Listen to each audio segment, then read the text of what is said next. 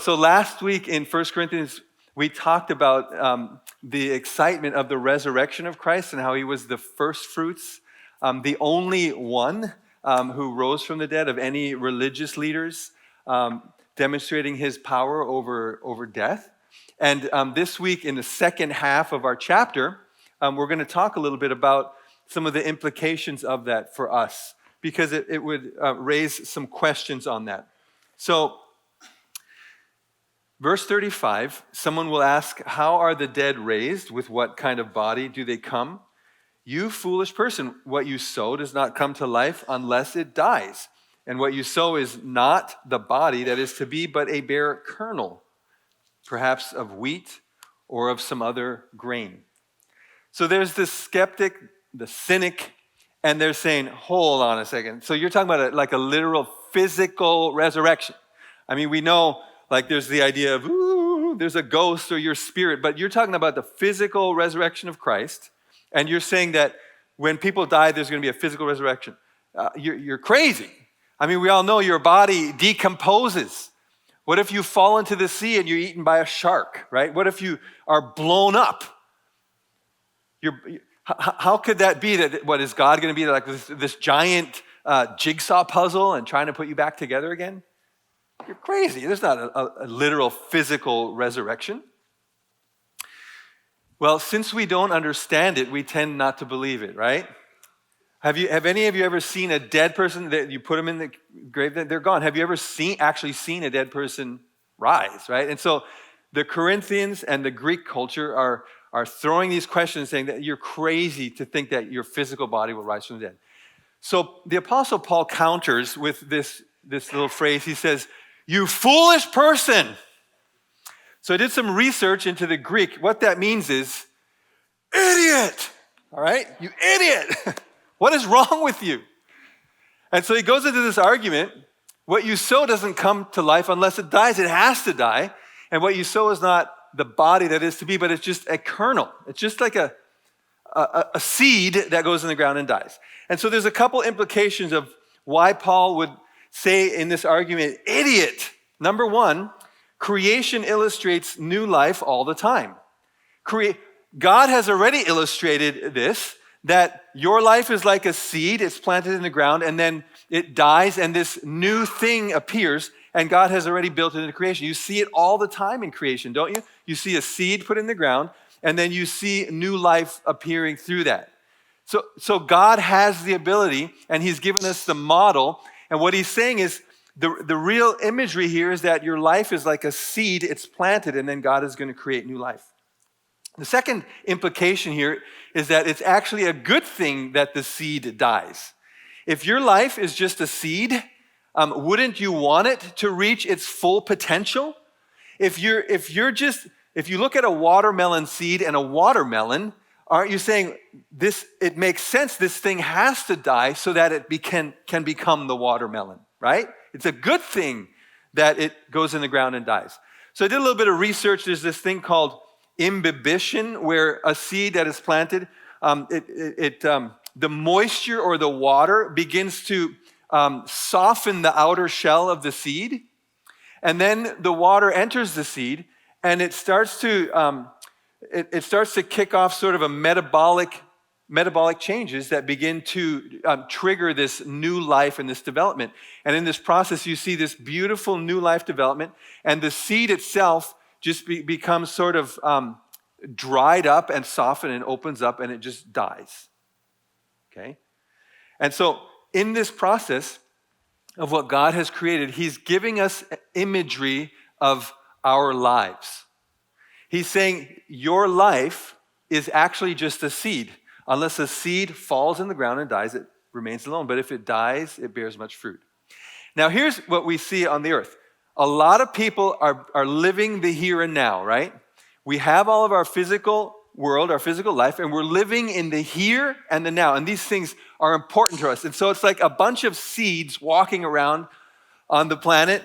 And they're like, this is it, man. I'm a seed and I got to do this. And all of the effort and all of your thinking and all of your emotion and all of your drive, all of your passion and your dreams are the seed. I'm the seed, right? And I've got to live to the fullest. Is that what you want?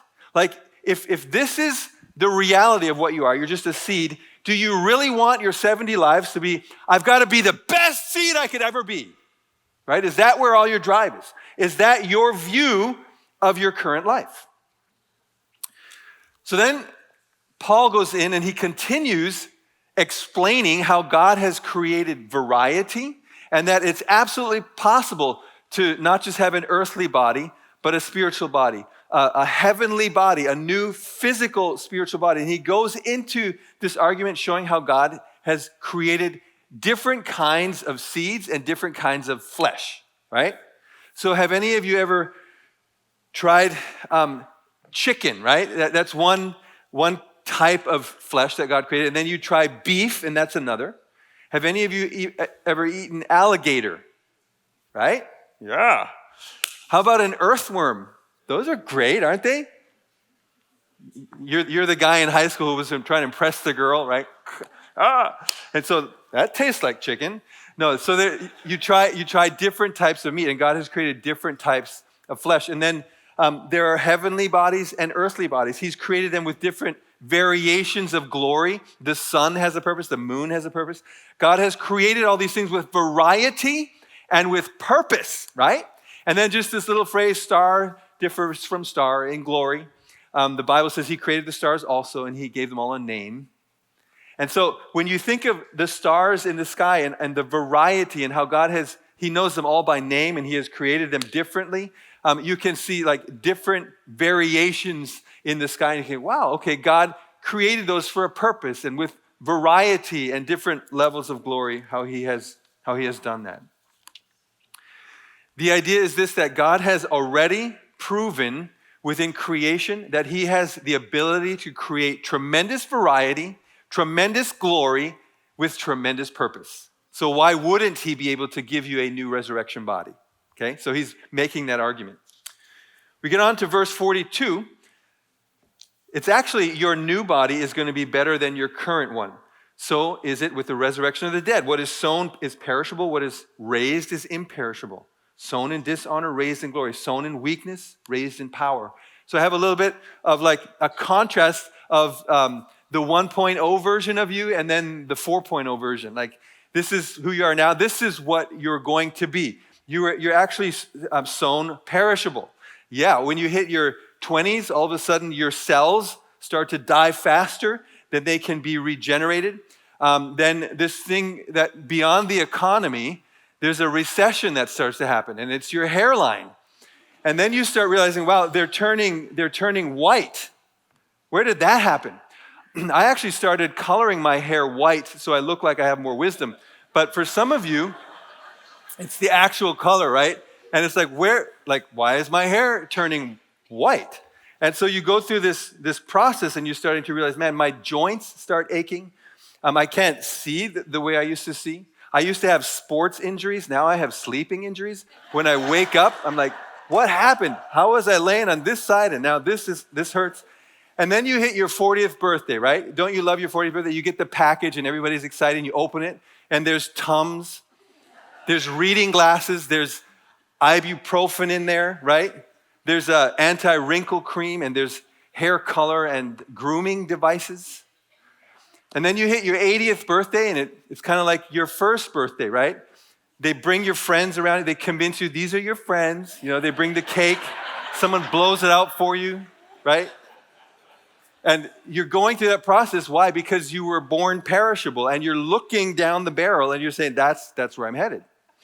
And then all of a sudden there's this transfer with your new body and it's literally imperishable. So you'll run into a buddy of yours after 50 years in heaven and say, man, you look great, dude. And really mean it. Like, you look great. You're not in a state of decomposing anymore, of aging and getting old, that it's like, I'm not thinking about the idea that I'm going to get old and go through this and die anymore. And then you were sown in dishonor and raised in glory. Do you know that you inherited from Adam and Eve this thinking in the back of your mind, I am flawed. I am flawed. When Adam and Eve were discontent and they grabbed for that extra thing, right? Then all of a sudden, this passed upon all of us, and all of us have a sense, just like they did, that we are naked and that we're ashamed. And they spend their lives sewing fig leaves, right? We spend our lives trying to cover ourselves. I don't know if some of you have experienced this. Saturday morning, you roll out of bed and you're like, I got some projects to do around the house. I'm going to run to Home Depot. And then Jen says, you can't go out like that. I'm like, what's wrong? You can't go out like that, dude. Have you looked in the mirror? So then it's like, oh man, I got to wear a hat now, right? I got to be presentable. And then someone says, hey, let's have these people over for dinner tomorrow. You can't do that. There's still spaghetti hanging from the ceiling from last night. You have to clean this up, and you have to fix this, and you have to make sure that you're presentable, right? Even walking into a church on a Sunday morning, you got to be presentable. And we've been up against this because we were sown in dishonor, and we feel it to our core. And then to be raised in glory is this idea that you're going to be in heaven and feel completely flawless. No flaws. You're going to be able to stand in a mirror and look and just see glory in that mirror. Wow, absolute glory. There's not going to be that sense of shame and trying to cover. It's almost like the feeling when I do a wedding and the bride comes down and you see her for the first time and everybody stands and sort of gasps. Wow. And that's that sense that as the bride of Christ, you are absolutely glorious and beautiful. And that's kind of the direction of the idea of being raised in glory. Sown in weakness, that at this stage, we love to watch superheroes, right? We love to watch movies of superheroes. Hey, look at what they're able to do, all of these incredible abilities. When we're young, we feel like we can just conquer the world, right? The 21-year-old, I'm going to take that final exam. I'm going to get in the car and drive all night. When I get there, I'll rent an apartment, get a job. The next day, I'll go on a beach vacation with my friends. It's like, and as a parent, you're like, are you kidding? Because you've hit the wall a few times and you're like, I have limitations. I can't do it all. And we feel those limitations. But to be raised in power, right? To be able to say, I think I'll swim the English Channel this morning and then maybe I'll have dinner in southern Italy or whatever, like that you just are able to overcome this idea of weakness and have this new body that is raised in power. If you liked what you heard, you can check out the full sermon by clicking on the video right over here. And if you want to connect with us, you can do so on YouTube or Facebook or Instagram. Thank you for watching today. God bless you.